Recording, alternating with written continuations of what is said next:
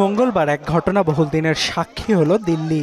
শিক্ষামন্ত্রী ধর্মেন্দ্র প্রধানের পদত্যাগ সহ বিভিন্ন দাবিতে সংসদ অভিমুখী জনতা ককরোচ পার্টি সিজেপির জনসভায় পুলিশি হামলার প্রতিবাদে প্রধানমন্ত্রী নরেন্দ্র মোদী ও স্বরাষ্ট্রমন্ত্রী অমিত শাহর পদত্যাগ দাবি করে স্থানীয় সময় মঙ্গলবার বিকেলে প্রধানমন্ত্রীর সরকারি বাসভবনের সামনে অবস্থান নেন রাহুল গান্ধী, প্রিয়াঙ্কা গান্ধী সহ কংগ্রেস ও এর জোটসঙ্গী দলের নেতাকর্মীরা।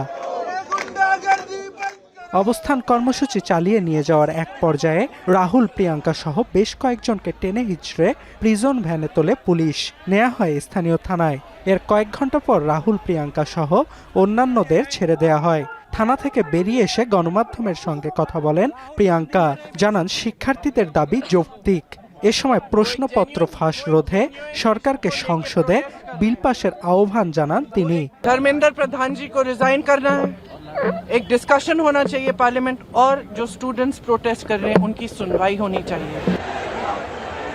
তবে যার পদত্যাগ ঘিরে উত্তপ্ত দিল্লি সেই শিক্ষামন্ত্রী ধর্মেন্দ্র প্রধানের অভিযোগ শিক্ষার্থীদের রাজনৈতিক হাতিয়ার হিসেবে ব্যবহার করছে রাহুল গান্ধী। এর আগে কেন্দ্রীয় মন্ত্রী জিতেন্দ্র সিং দাবি করেন মোদির বাসভবনের সামনে কংগ্রেস নেতাদের অবস্থান অগণতান্ত্রিক।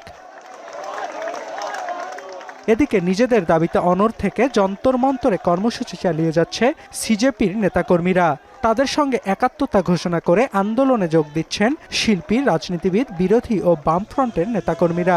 এদিকে সিজেপি প্রতিষ্ঠাতা অভিজিৎ দীপকের অভিযোগ সরকার আলোচনায় বসার কথা বলে আন্দোলনকে দুর্বল করার চেষ্টা করছে। এর আগে দলটির প্রতিনিধিদের সঙ্গে বৈঠকে বসেন কেন্দ্রীয় স্বাস্থ্যমন্ত্রী জেপি নাড্ডা। অর্ণব প্রসাদ, এখন বিশ্ব।